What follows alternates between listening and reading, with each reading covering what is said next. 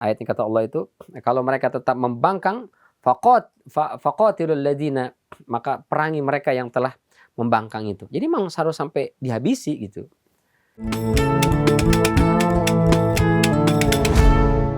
Bismillahirrahmanirrahim. Assalamualaikum warahmatullahi wabarakatuh. Sahabat muslim dimanapun Anda berada, semoga dalam keadaan sehat walafiat dan terus dalam rahmat dan berkah dari Allah Subhanahu wa Ta'ala. Alhamdulillah, saya Nong Niken kali ini menjumpai para sahabat muslim dalam program kita Satu Kisah Sahabat, yang mana akan membahas kisah tentang Rasulullah dan para sahabatnya. Dan untuk membantu kita mengetahui lebih banyak informasi tentang tersebut, kita telah kedatangan Ustadz Bani Hashim di studio. Assalamualaikum Ustadz. Assalamualaikum warahmatullahi wabarakatuh. Dan tema kali ini masih kita lanjutkan apa yang menjadi perbincangan kita sebelumnya pada masa perang Siffin.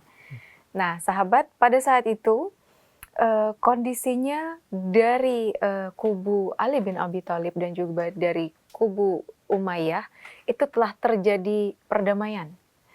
Dan hanya saja pada saat itu kita terkat di kondisi damai saja karena ketika mushaf telah diangkat, tapi kita belum tahu apa hasil dari perdamaian tersebut. Silakan Ustaz. Bismillahirrahmanirrahim. Banikan dan sahabat muslim dimanapun berada. Assalamualaikum warahmatullahi wabarakatuh. Alhamdulillah wassalatu wassalamu ala rasulillah wa ala alihi wa ashabihi umuwalah la hawla wa la quwata illa billah.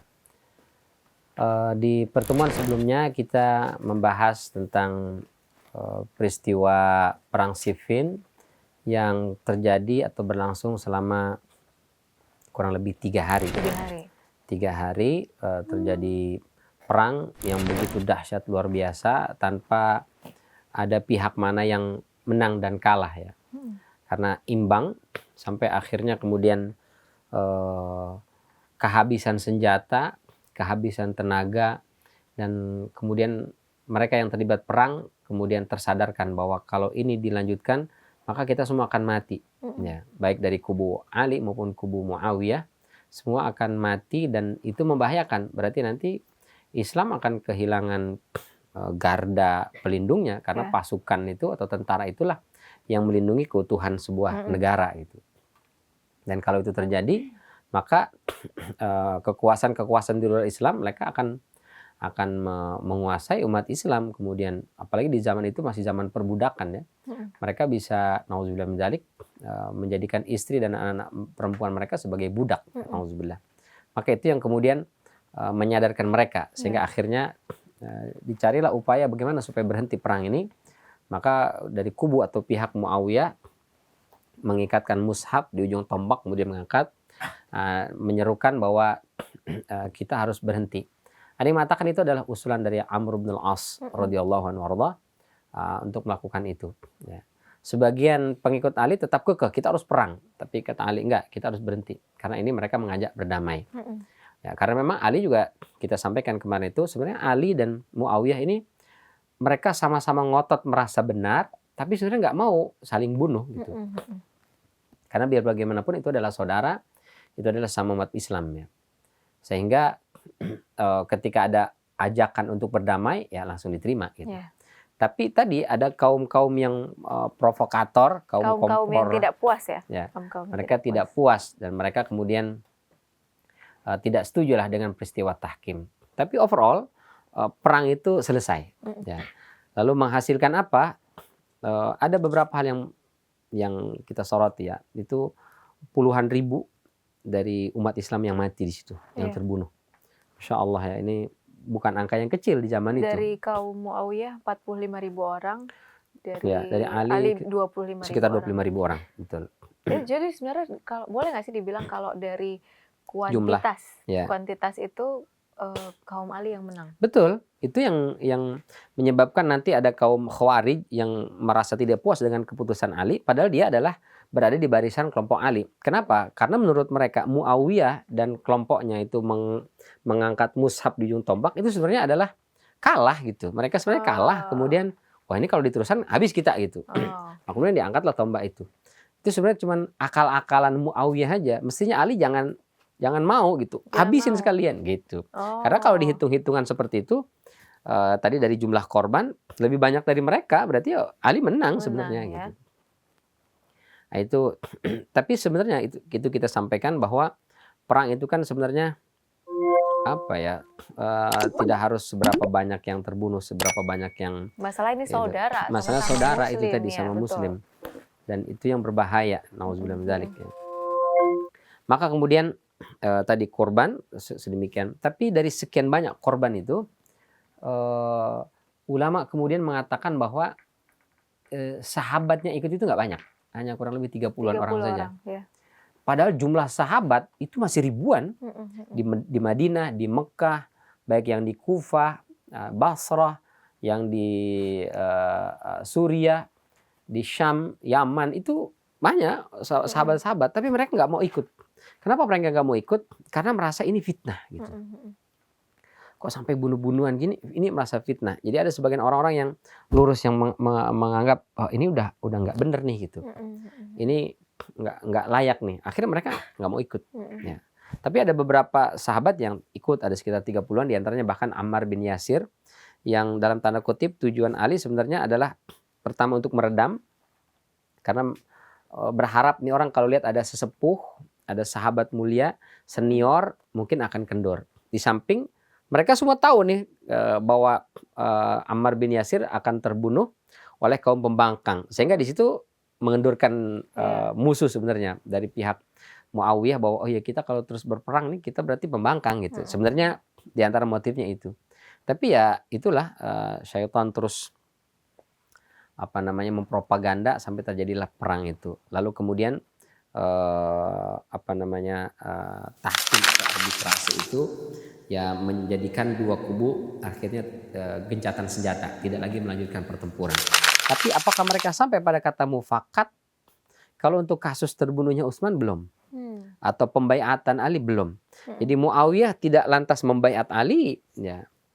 Pembunuhnya Dan Utsman Ali juga tidak langsung menangkap pembunuhnya Utsman.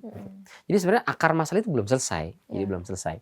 Tapi paling tidak perang berhenti, gitu. Karena perang sendiri kan masalah sebenarnya. Ya, maka perang berhenti, lalu ada kesepakatan-kesepakatan, diambillah perwakilan dari Muawiyah, diwakili oleh Amr bin al-As untuk berunding. Jadi setelah tahkim itu berhenti perang, oke, apa kita ambil kesepakatan nih? Maka diutuslah Amr bin al-As, perwakilan dari Muawiyah bin Abi Sufyan, perwakilan dari Ali adalah Abu Musa al-Asy'ari. Mereka ketemu rapat lah ya, tapi tidak di Siffin lagi. Apa nama tempatnya itu? Iya, ada satu tempat daerah itu, mereka untuk runding di sana dengan ketentuan tidak boleh bawa pasukan. Ada 40 atau 400 orang yang menemani, tapi jadi tidak boleh. Benar-benar negosiator lah. Negosiator. Mereka bernegosiasi tanpa bawa senjata. Pasukan, kedua pasukan mereka di tempatnya masing-masing. Nah, ini perwakilan mereka melakukan negosiasi ya. Nah, di antara kesepakatan negosiasi yang dibuat itu tadi kita sampaikan, dia tidak merujuk kepada akar masalah yang pertama sebenarnya. Karena memang itu krusial dan tidak akan pernah bisa diselesaikan dengan secepat kilat dan semudah membalikan telapak tangan. Lalu apa kesepakatan yang diambil? Di antaranya adalah untuk wilayah Syam, Suriah, Yordania, Palestina, itu semua di bawah pemerintahan Muawiyah bin Abi Sufyan. Sementara wilayah Irak, Kufah, Basrah, ya, dan Madinah dan Mekah itu semua berada di bawah pemerintahan Ali bin Abi Thalib. Jadi seolah jadi muncul dua ini. Jadi dua kubu. Dua kubu dan dua pemimpin gitu. Yang awalnya sebenarnya bukan masalah wilayah dan kepemimpinan, tapi masalah penegakan hukum qisas terhadap pembunuh Utsman. Tapi kemudian karena memang itu nggak bisa selesai gitu, karena nggak semudah dan nggak sederhana, maka jadi ya kesepakatannya itu dalam waktu 1 tahun gencatan senjata, tidak boleh terjadi perang, pertumpahan darah dan seterusnya. Kalau nanti setelah selesai 1 tahun mereka masih mau memperpanjang kontrak ini, kesepakatan lanjut. Kalau misalnya enggak, perang lagi ya kita lihat lagi nanti gitu. Tapi paling enggak dalam peristiwa Siffin itu sudah selesai perang itu dengan peristiwa tahkim tersebut. Nah, kesepakatan ini itu ternyata tidak menyelesaikan masalah. Pertama, tadi membuat Islam jadi terpecah jadi dua. Jadi ada kubu Ali dan kubu Muawiyah bin Abi Sufyan. Wilayah juga berbeda gitu. Ini kondisi seperti itu tuh kayak narik-narik, kalau bahasa saya ya, maksudnya ada kayak narik-narik umat nggak sih Ustadz? Maksudnya kayak eh, memprovokasi yang umat pro yang sini. ayo yuk kalian pro sini aja, ayo yuk kalian pro sana aja. Ada kondisi Pasti. seperti itu nggak sih? Pasti sekali ada ya orang-orang yang akhirnya jadi pro Ali nih. Oh ini pro Muawiyah, itu pasti sangat pasti ada itu. Cuman mereka adalah manusia-manusia generasi terbaik kedua ya. Generasi pertama ada yang bersama Rasulullah ya, Ali dan Muawiyah itu adalah sahabat. Mereka generasi terbaik. Kalau di bawahnya tabi'in, mereka adalah generasi terbaik setelah para sahabat. Kata Rasulullah, khairul quruni qarni. Sebaik generasi adalah generasi saya. Summal ladina yalunahum wal ladina yalunahum. Kemudian generasi setelahnya tabi'in dan tabi'ut tabi'in. Terus kita generasi apa, Ustadz? Kita udah jauh sekali. Jauh sekali. Masih punya Kenapa harapan. mereka disebut generasi terbaik? Karena mereka itu masih orientasi akhiratnya masih kuat gitu. Sehingga kalaupun ada pro misalnya saya pro Muawiyah, saya pro Ali, ketemu ya biasa aja. Gitu. Nggak ada yang sampai bunuh-bunuhan, sampai enggak gitu. Mereka sudah. Nggak ada sampai yang ngeceng, saling gitu ya. ngebully apa segala macam, enggak itu bukan level mereka ya. Mereka masalah orang-orang mulia, orang-orang yang dijamin oleh Allah Subhanahu wa taala. Pada akhirnya Ustadz, kan kesepakatan nggak didapat. Dalam 1 tahun gencatan senjata. Dalam 1 tahun itu nggak ada peristiwa-peristiwa islah atau negosiasi lagi selain yang tadi itu, yang pertemuan di satu tempat itu tadi. Apakah ada hal-hal lain yang diupayakan sehingga benar-benar selesai permasalahannya? Itu dia belum sampai selesai 1 tahun, masalah baru muncul, terbunuhnya Ali nanti. Oh gitu. Ya, jadi kesepakatan itu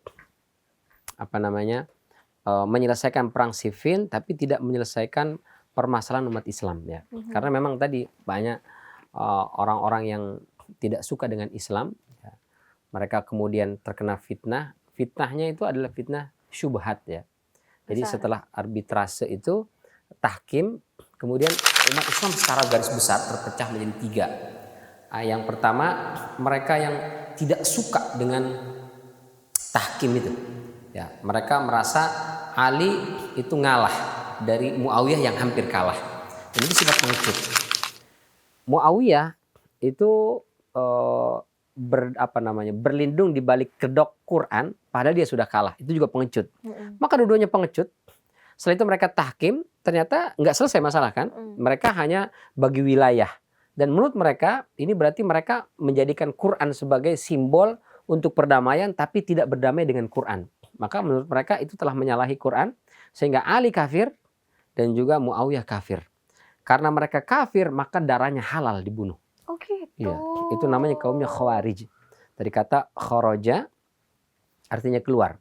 Keluar dari barisan umat Islam. Ini memang barisan-barisan sakit hati dan kecewa. Dan sakit hati kecewanya itu sudah sampai. Jadi mereka yang membuat paham itu sendiri ya? Ya, paham itu sendiri. Mereka yang meyakini bahwa kedua-duanya sudah keluar dari hukum Allah. Mereka mengatakan la hukma illa lillah. Tidak ada hukum kecuali Allah. Jadi kalau dia sudah membangkang bugot, fa'im bagot, apa ayat itu, faqatila hatta, ayat yang kata Allah itu, kalau mereka tetap membangkang, faqatilul ladina, maka perangi mereka yang telah membangkang itu. Jadi memang harus sampai dihabisi gitu. Kata mereka, Ali berarti tidak menjalankan Quran. Muawiyah jelas-jelas menentang pemerintahan yang sah.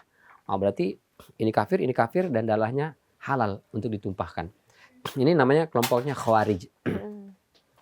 Yang kedua, mereka yang pro dengan Ali, tapi berlebihan. Mereka menamakan diri tasyayyu'. Tasyayyu' itu artinya pro Ali dan Ahlul Bait. Tapi juga nanti definisi Ahlul Bait jadi rancu juga. Tapi mereka di zaman itu, kami adalah orang-orang yang berada di barisan Ali, berkorban harta, nyawa sekalipun siap untuk membentengi Ali. Nah itu mereka yang disebut dengan Syiah. Mereka yang menyebut dirinya dengan Syiah itu.